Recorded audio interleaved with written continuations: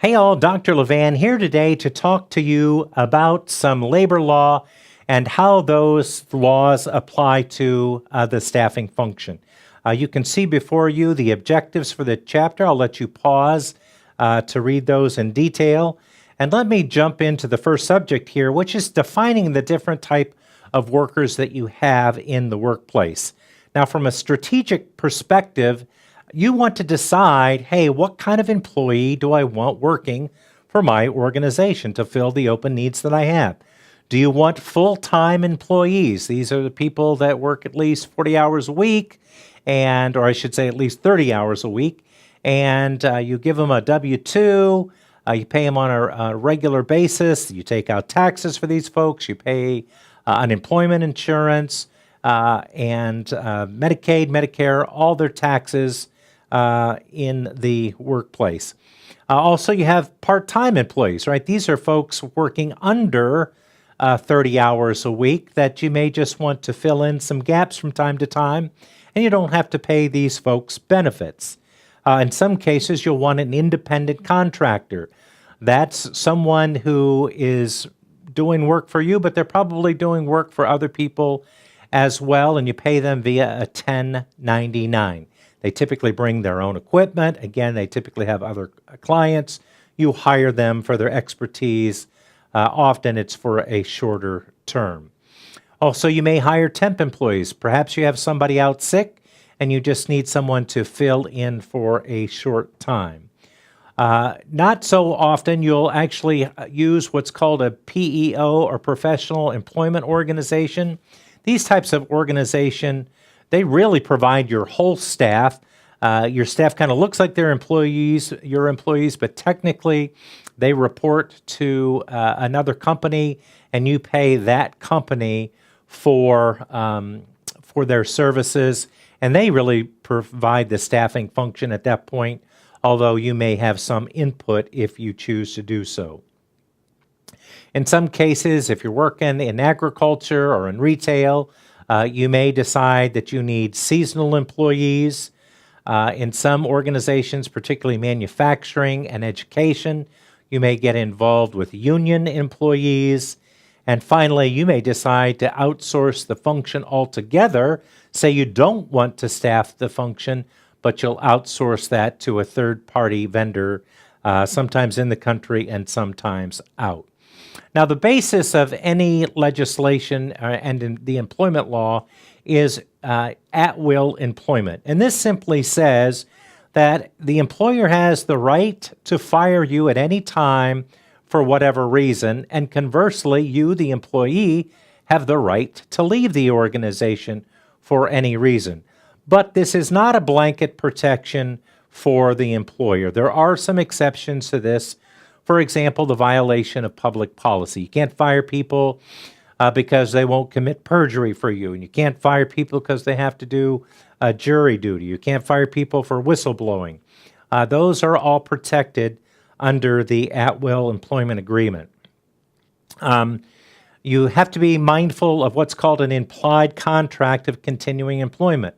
So you could verbally say to somebody, hey, as long as you're with me, you've got a job here. As long as I'm here, you've got a job.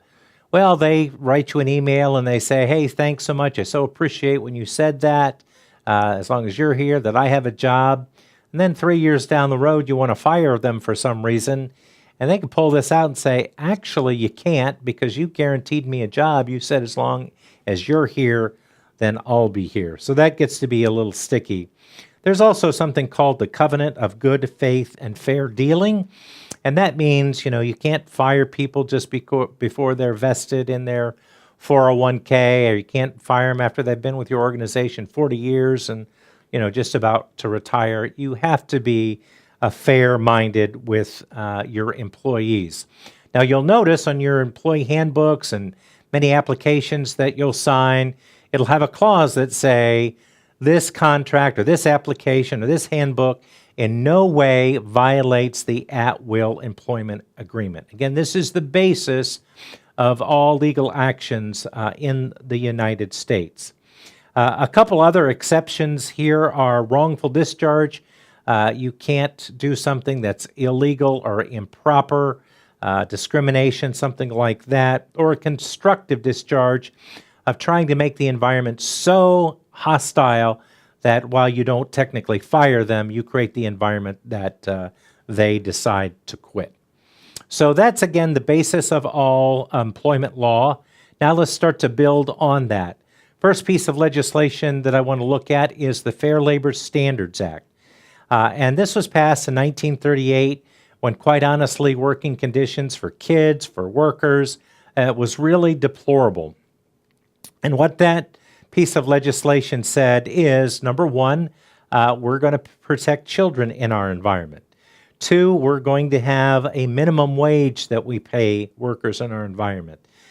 This piece of legislation was amended in 1963 to say that we're going to pay people equally in their environment, not discriminate based on gender. And finally, it said we're going to pay people overtime if they're working more than 40 hours a week. Let's just briefly look at this child labor provision here. The bottom line that I want you to know is if you're hiring for someone who is under 18 years of age, you need to check out the Fair Labor Standards Act provisions to make sure that you're in compliance. And you can see some of those there before you. The big piece, the major piece of this legislation that I want to talk about is overtime pay. And I want to talk about this because the penalties of this can be quite severe. This piece of legislation has a look-back period in some states of up to 6 years and can quickly cost the organization millions of dollars. So when you're going into an organization, you want to make sure that they're truly compliant with the Fair Labor Standards Act, and in particular, the overtime pay provisions of that act. What's that say? Basically, again, if you're working over 40 hours a week, you get paid at 1.5 times your regular rate, except if you're an exempt employee. You're an exempt employee. And that means, are you an executive? Are you somebody who's running the organization that has hire and fire authority? By the way, the Department of Labor has specific guidelines and details. All you need to do is Google that. So if you want to look it up and say, I'm not sure, is this person executive? Just Google an executive exemption, and it'll give you the details for each one of the exemptions I'm going to name. There is a professional or learned professional exemption, and that basically says, does your job require an advanced degree of some sort? So think of doctors and lawyers and professors. Does it require an advanced degree to do your job? Are you creative? Are you a disc jockey? Are you a writer? Are you an actress? Are you an actress or an actor or actress? Are you a singer, songwriter, that sort of thing? If you fall into one of those categories, then you are exempt from the Fair Labor Standards Act, the overtime provisions, and don't have to be paid at 1.5 times your salary if you go over 40 hours. The most tricky one, I think, is an administrative exemption. And this exemption says, hey, are you doing non-manual labor in the office, and do you exercise a certain amount of discretion in how you do your job? So do you decide, for example, when you go in the office, what task you'll complete first? You decide maybe where you'll go, what sites you might visit to do your task. Do you decide how you're going to do your task? So if you have a lot of independent discretion and you work in the office doing non-manual labor, you fall under this exemption and don't need to be paid over 1.5 times your salary over 40 hours. Outside sales, are you outside the office and doing the function of sales? And lastly, are you a computer professional doing desk side support, programming, things of that nature? If you are, again, you are classified as an exempt employee. If you don't fall into one of these categories, then you do have to be paid overtime. Here's a little flow chart. Has a few more details. The first detail says, hey, look, you have to have a minimum of $455 per week or $23,660 per year. That's for full-time. If you're a part-time worker, depending on if you're 3/4, you divide that or multiply that by 0.75, your half-time by 0.5 to determine if you're exempt or not. Doesn't matter even on the previous categories. If you make less than that, then you're automatically a non-exempt employee with the exemption, or the exception, I should say, of sales. You can be paid a straight commission if you're outside sales and still be an exempt employee. The next thing you want to look at, again, are those duties that I had just briefly described before. If you fall into one of those, then you're an exempt employee, and you're not. And anybody who's had me in class before knows this is kind of one of those times that I pound the desk, because there's a common misconception in the marketplace which seems to say if I'm paying you as a salaried employee, then you're automatically exempt from the overtime provision. And that is not true. Take a good look at this diagram here. If you don't fall into one of those exemptions, you must be paid overtime. And being salaried does not mean that you are exempt. Being salaried does not mean that you're exempt. One more time for emphasis, being salaried does not mean that you're exempt. If you've got that and you've kind of in your cranium there, and you can remember that, you'll probably be wiser than about 85% of the leaders currently practicing in the marketplace. People mess this one up all the time. The other thing I want to note, these figures here, $455 per week, they've been in and out of Congress. They're debating those, and that number may go up at any time. So pay attention to that, and that will that'll make a difference on how you're paying people in your organization. So why is this important from a staffing function? Why is it important? It's very important from a staffing function, depending on how you define your job. So you look at you kind of put a job posting out there. One of the key things that you must note is this position exempt or non-exempt? And you certainly don't want to sell a position as exempt with a flat salary when in reality it has overtime pay, or vice versa. You must know this, and you must certainly be in compliance with this when you're hiring other individuals. Next thing I want to look at is just unions and the union workforce. Obviously, especially in manufacturing environment, many employees have unionized, and they run a union shop. You can see a few kinds of shops here on your screen. Many states are right-to-work states, which means they'll kind of fall into that last category of being an open shop, because state law simply says that workers have the right to work anywhere without joining a union. Why is that important? Well, obviously, if you're hiring for a union organization that is unionized, you have to be compliant with the contract of the union, and that could affect the type of people you hire. Many times there's a seniority clause which says if there's an open position that's of a senior level, you can't hire from outside. That has to be filled with inside. So very important to know so you're not violating the National Labor Relations Act. Just a note about discrimination. What is discrimination? Any practice, including staffing, that results in an unfair disadvantage to an individual or group of individuals who are considered part of a protected class. So let's briefly review what's protected at the federal level. We have disability that's protected. We have sexual orientation that's not protected at the federal level currently, but it is protected in many state levels. So you need to make sure you know state laws as well. Race or ethnicity is protected. Age, anybody over 40 years old is protected. Sex is protected. gender identity, that is not protected at the federal level, but some states will have that protected. You have color, also veteran status, both those are protected at the federal level. Genetic information is also protected.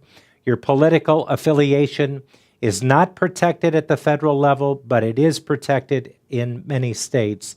And then, of course, we have your national origin, and lastly, your faith with that.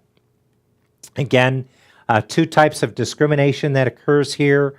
There's disparate treatment, and that simply says, hey, we're not going to hire people who are women. We don't think women can do this job. We don't think we're going to hire anybody from, that has an accent because we don't think that they can do the job well. This is kind of in-your-face discrimination and is illegal and carries some heavy penalties. More often what occurs is disparate impact, and that is where you're discriminating against a particular protected class, and you're not sometimes even really aware that it's happening. Could be an employment test that you have is faulty. Could be somebody in your hiring team who has maybe they're unaware of a bias that they have in their hiring practice, and that can get you into trouble. Pardon me, just a little bit of math on that. To know whether you're violating a disparate impact, there's something called the 80% rule. And I've got an example here in front of you. Assume that 100 men and 10 women applied for a job. 50 men were hired and 2 women were hired. Is this a problem? Well, the way we look at that, we'll look at the percentages. 50% of the men were hired.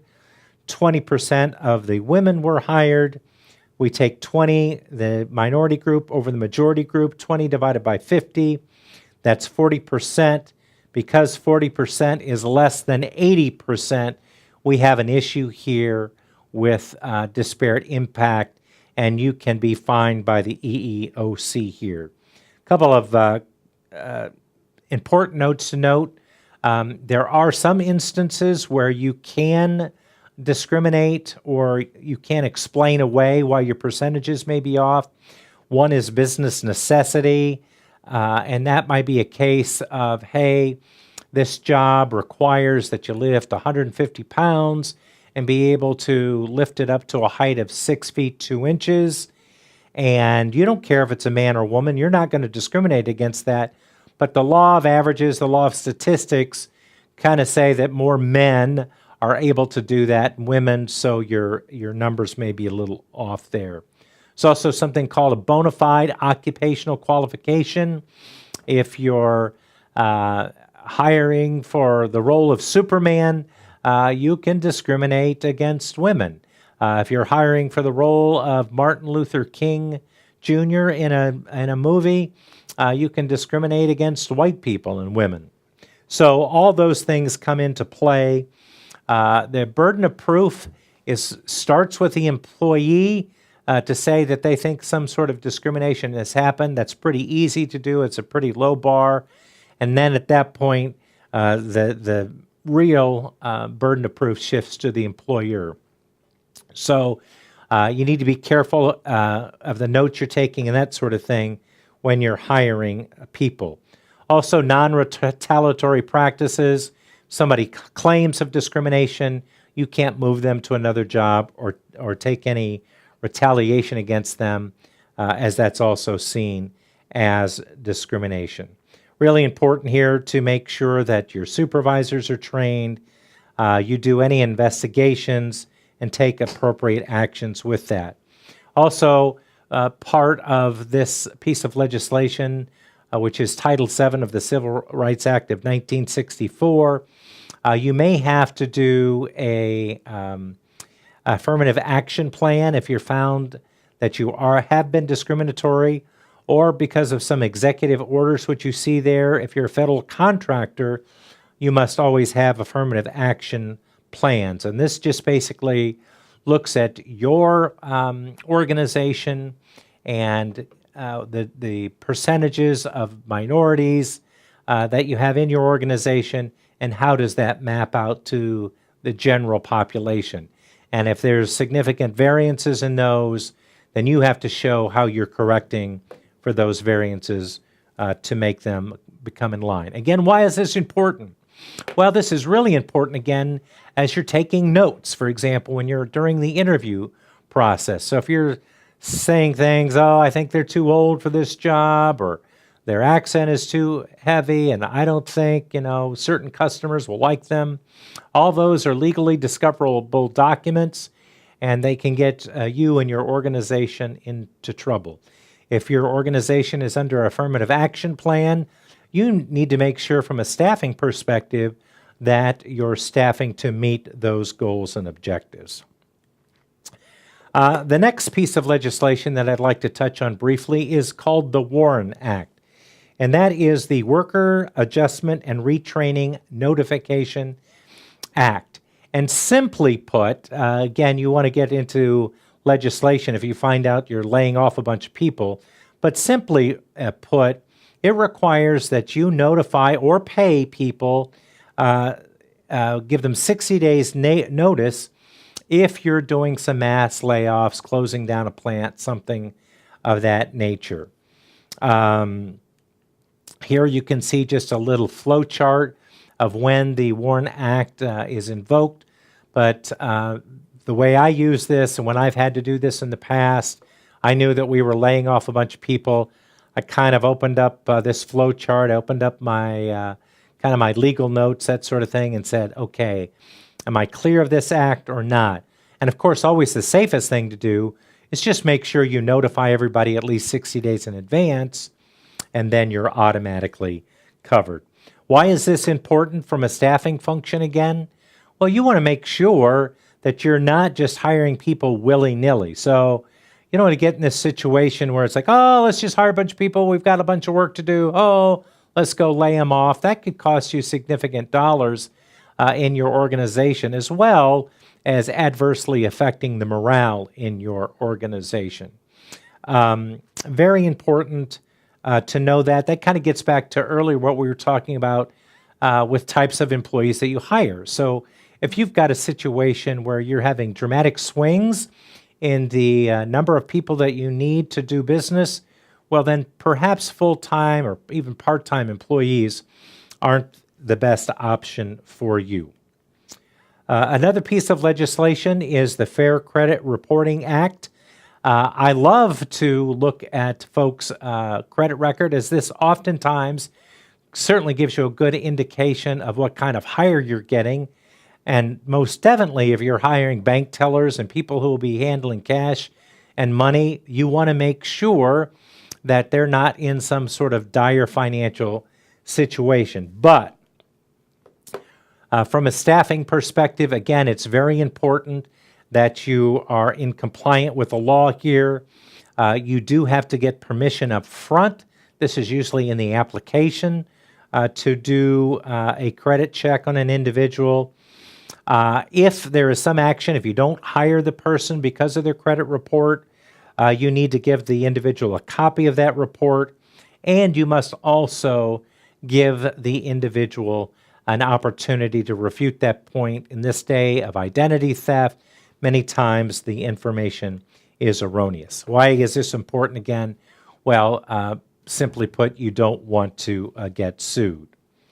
Another quick piece of legislation is something called negligent hire. It's very important to do your due diligence. It's very important to do your background checks, especially if you're hiring for someone who's going to be working with vulnerable people in the environment. So disabled persons, children, these folks need to you need to make sure that you've done your due diligence and doing the background checks and reference checks to make sure that they're all on the up and up. Unfortunately, you can see from this information here, a lot of people falsify information on both their resumes and, of course, in their employment application. Again, why is this important?